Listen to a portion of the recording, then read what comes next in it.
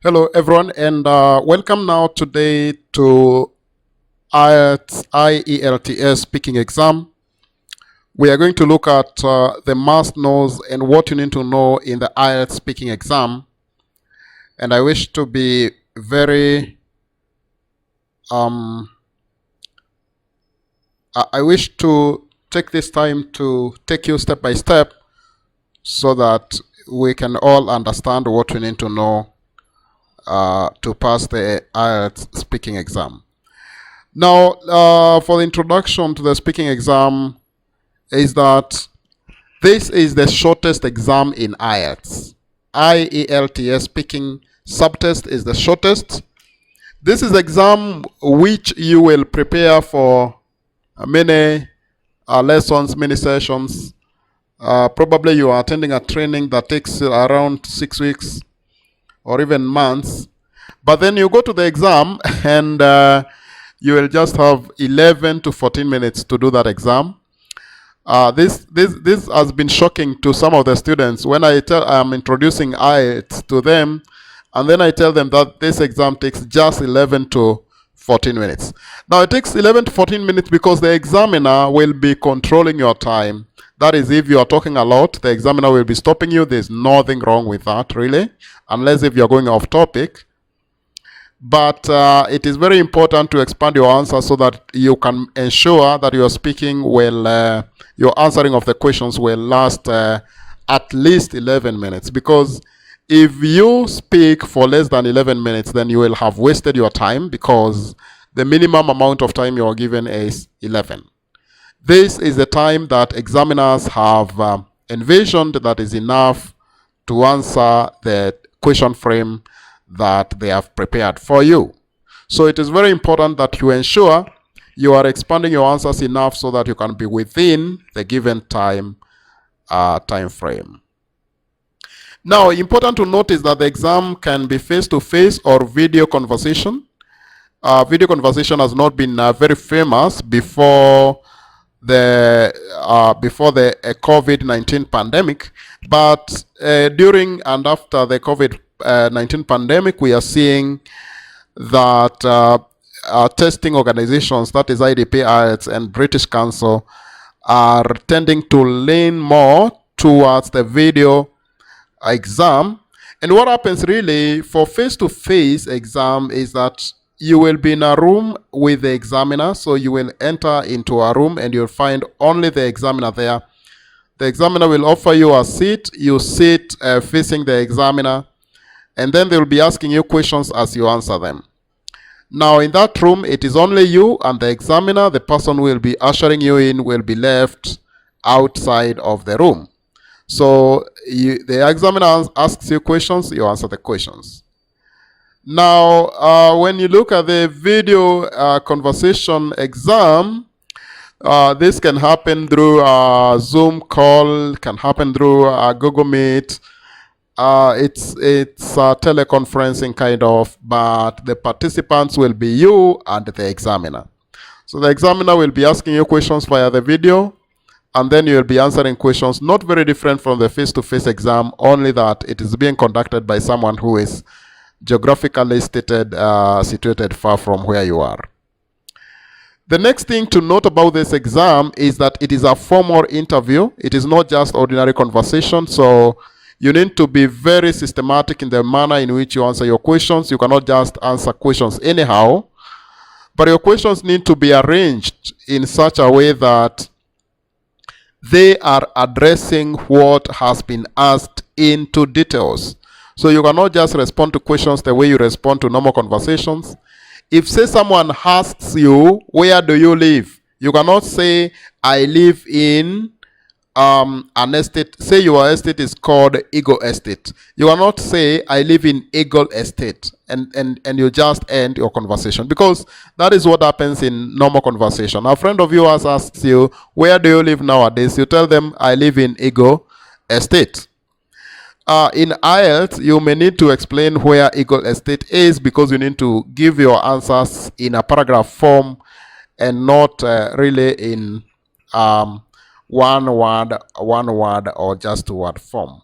So you may need to explain what is that estate, where it is located, why you live there, what other amenities are there, what attracts you to that estate, and generally describe how the estate looks like, whether you have some important facilities and such, so that you can make a paragraph out of that simple question.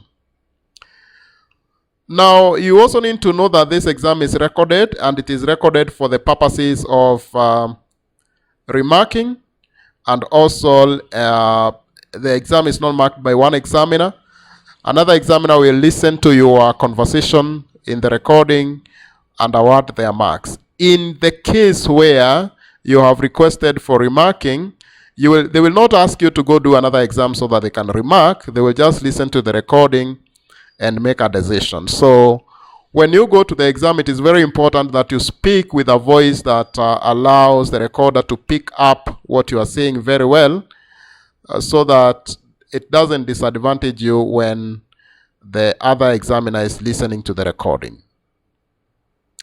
Now, your first response should be interesting and very informative. You need to capture the attention of the examiner. And the best way to capture the attention of the examiner is by being informative and being interesting in your conversations.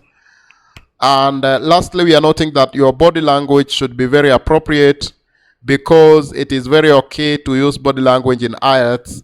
There's no problem with that. And whenever you're using your body language, make sure that you are familiar with the morals of using body language, so that you don't make cues that are unnecessary or that may suggest otherwise in the exam. Now, looking at the structure of this exam, the IELTS speaking exam generally has 4 parts, but the most important parts are 3 parts. Now, the first part, which I've not listed here, called part 0, is whereby the examiner greets you and welcomes you to the room, and also checks your ID before you start the main exam. The exam itself has 3 parts, and this is what is graded.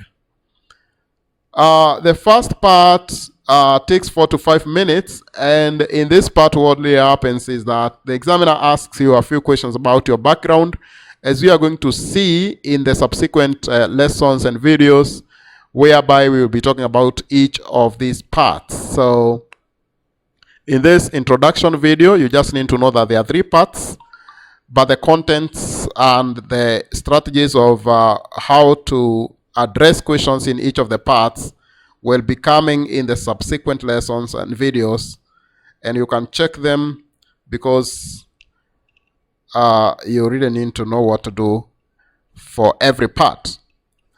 Now, part 2 is usually the smallest of these parts, the shortest I mean, but it is very important because it is a part where you will actually have time to prepare, and that means you can develop very good answers to garner all the marks in this part.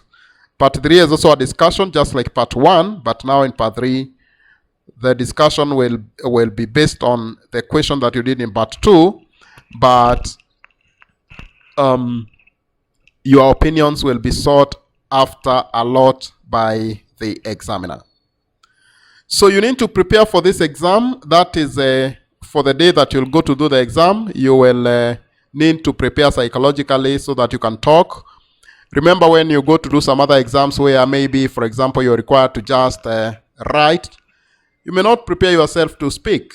But just imagine like a day you are going for an interview, or you are going to give a speech somewhere. You really need to prepare yourself so that your voice can be okay, your throat can be cleared, and your mind can think fast, so that you can think about the answers to the questions that you will be asked. And part of the preparation is to arrive on time, because you need to relax before the exam. An exam is something that brings about anxiety, and for you to ensure that you don't have anxiety, you're not being disturbed by anxiety on the day of the exam, you need to arrive on time and have some relaxation before you do your exam. Do not forget to carry your ID and passport, because these are very important for identification, And for the purpose of this exam, you make sure to carry the ID and passport for the ones that you used when you were registering. Now, you need to keep positive during the exam, and you need to be very much willing to talk, because this is a speaking exam. It is a speaking session, and you are supposed to speak. You need to speak to the examiner. The examiner will ask you questions, and you need to answer those questions. So it is very important that you remain positive during the exam, and you should be willing as much as possible to talk to the examiner. So during the answering session, when you're answering the questions, you need not to give monosyllabic answers, because you are being offered an opportunity to speak, and the examiner is going to give marks at the end of the day to say this person speaks at this level, and those levels are the band scores. So if you give monosyllabic answers, for example, yes, no, where do you live? You say Donholm. Where do you live? Zimmerman. If you are just giving one word, then you are not expanding your answers. You have denied the examiner the opportunity to look at the elements they look at, those ones that we are going to discuss in the marking criteria, because they look at 4 elements. And if you are not expanding your answers enough, we are also going to be looking at how to expand your answers. If you're not expanding your answers enough, then it means that you will not be examined. You are denying that person the opportunity to know how you talk. And their duty there is to know how you talk and then document it. So it is very, very important that you avoid monosyllabic answers. And the main issue here is to expand your answers. Now, the other most important thing is that the examiner only guides you. You need to know that you are there to talk. Therefore, do not expect the examiner to talk much. Do not expect the examiner to ask you many questions, because the examiner will be asking you only the questions that are in the frame. The examiner has been given a frame of questions. They'll be asking you those questions, and if your answers are short, they will not provoke you to talk more, because that is not what they are supposed to do. They are supposed to assess you according to what you are saying, and not them provoking you to talk more, to give more details. So you need to practice, so that by the time you are going to the exam, you're prepared to be answering questions by giving more details, and that will be very important in your case. Now, when you are seated in that seat in the speaking exam, you need to prove that you are an informed person, and you are an interesting talker.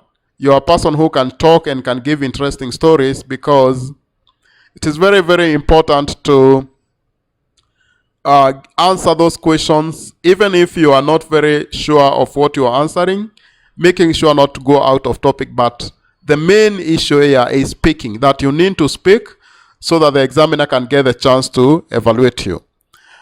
You also need to be positive about your past, present, and the future, because if you remain negative, then perhaps the examiner does not like negative issues. And we don't want to have an exam that will have examiner bias, whereby you talk about some things that maybe may anger the examiner, or the examiner may not like a lot, and then you just ask yourself, could this affect your score? So it is very important to remain positive and talk about positive things. However, you need to know that this exam is not about absolute honesty. Therefore, if you have negative issues that you feel you need to talk about, but those issues are sensitive, I would like to advise that you avoid the sensitive issues, and develop your talk in such a way that it will not be in bad light, but it will be it will help you to develop a good answer. All right. Now, you also need to know what is expected of you, and also the marking criteria As I have said, there will be a preset or predetermined set of questions that will be asked. So the examiner will not be adding their questions because they have a frame and a list of questions they are going to ask you. It's not a matter of probing you, but it's a matter of marking according to the given questions. So you need to keep in mind that your questions will be very unique. So you don't need to memorize. When you're practicing, you don't need to memorize questions and you don't need to memorize answers. What you need to know is how to answer questions in IELTS. You need to know how to develop questions to make them paragraphs, because when you make them paragraphs and you're not going out of topic and you're using the right vocabulary and you're pronouncing them well and you're not making grammar mistakes, then you are going to get the required band scores. For the marking criteria, we will have a lesson to discuss the marking criteria because we need to know exactly the elements and the items that are discussed that are needed in the marking criteria. But since this is an introductory lesson, it's important also to just mention them. And there are 4 items in the marking criteria. The first one being fluency and coherence. This just deals with the logical flow and how you are able to join your ideas such that they flow in a logical manner. If, for example, you're giving a story, someone can be able to follow your story from A to Z, and it's easy to understand what you are saying, and they can follow your points. So when you are doing the IELTS exam, you need to have a good logical flow, and that is referred to as coherence and fluency, and that is going to give you enough marks. The second item is referred to as lexical resource, and this generally refers to the vocabulary you're using.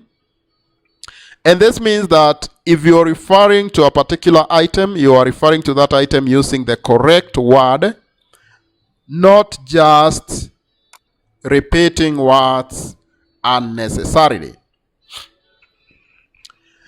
Say, for example, you want to describe a machine that works very well.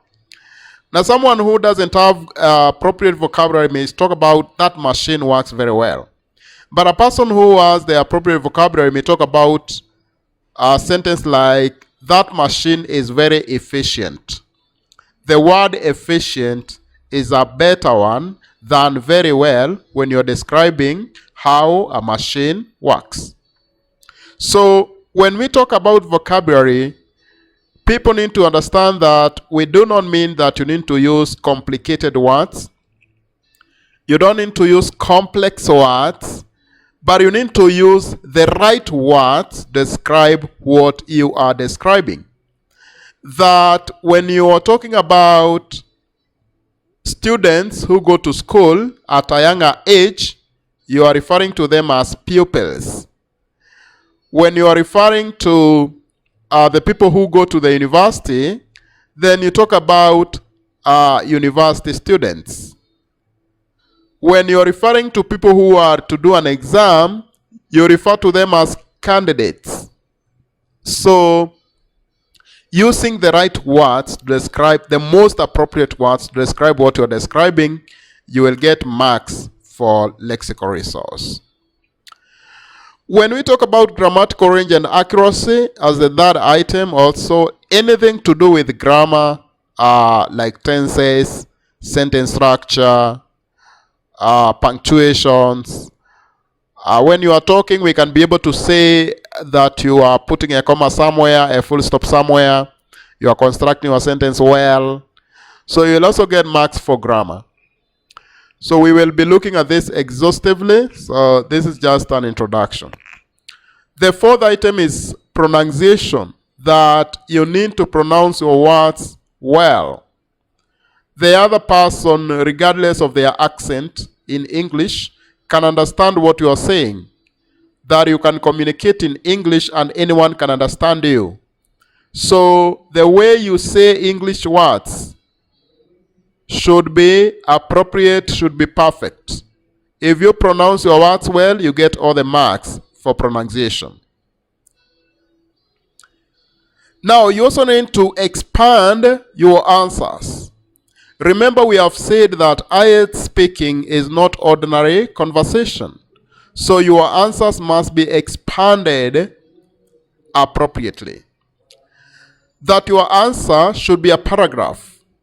If you answer in sentences, you are not going in short sentences, you are not going to garner enough marks. So for every question you are asked, you need to develop a paragraph to answer that question. Also, it should not be like ordinary conversations, and I talked about that. And the examiner will not ask you further questions. It is very important to know that. When you know that, you will be expanding your answers without waiting for the examiner to tell you to expand them, because they will not tell you to do that. If the examiner tells you that, they may also be disciplined for not following their code of practice. You should not go off topic, because if you go off topic, you will lose marks for going off topic. So you need to talk about what you have been asked about. So even if you expand your answers, you don't expand your answers by going off topic. And one way of going off topic is by using fillers. That's why we are saying don't use fillers. Another type of fillers is where someone introduces prolongs some words when they are pronouncing them, like or you just want to say I want to say. So when you prolong words, or you're using those are fillers which are not allowed in IELTS, because they may deny you enough. You may not spend your time well if you are using fillers to expand your answer. So even if you are saying that you need to expand your answers, you cannot expand your answers by using fillers. You will just lose marks.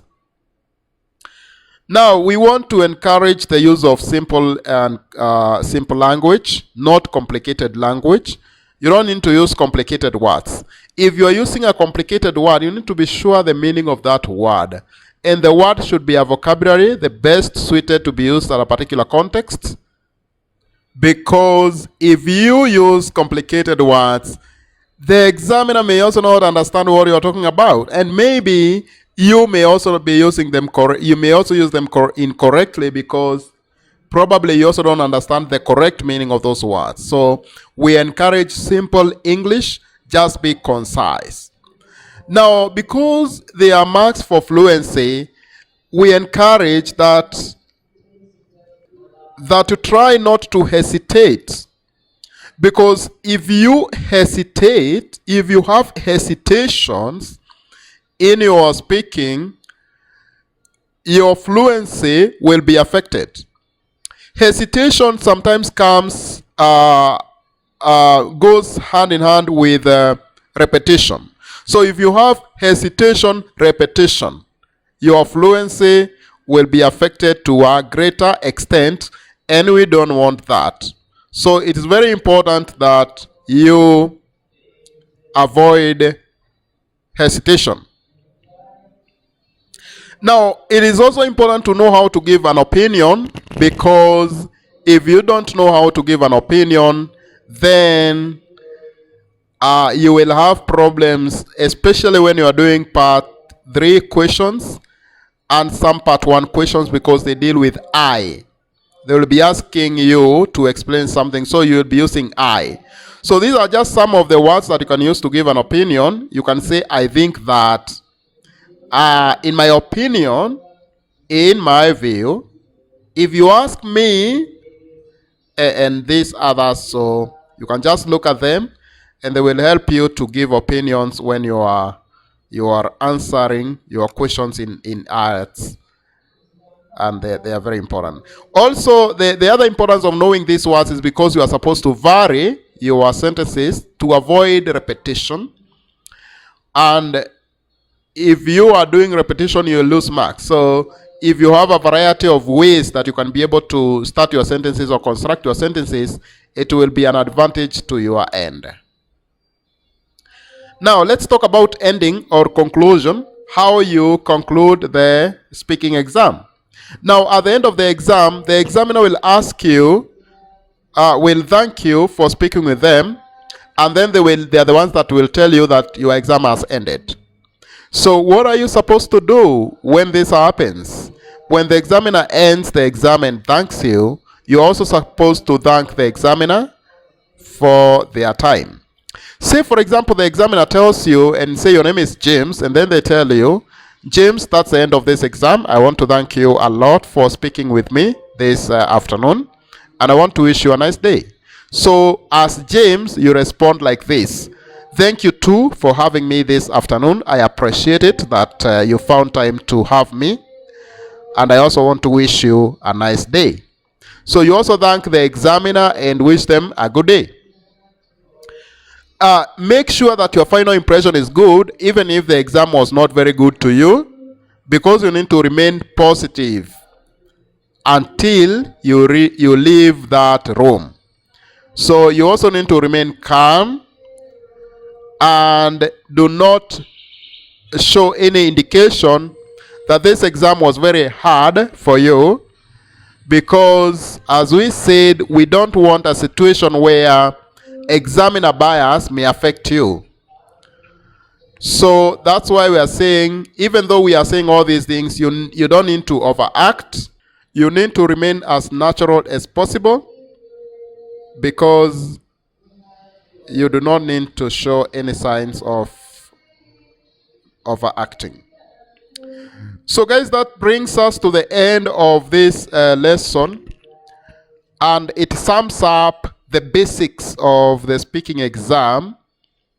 If you have questions, do not fail to leave them in the comment box, and I'm going to address them free of charge. And remember, this video has been brought to you courtesy of Passcode Global Consultants, and we deal with training people for IELTS. If you want to be trained, you just need to contact us, and we shall do that for you. So until we meet in the next video, I want to wish you the very best. Thank you.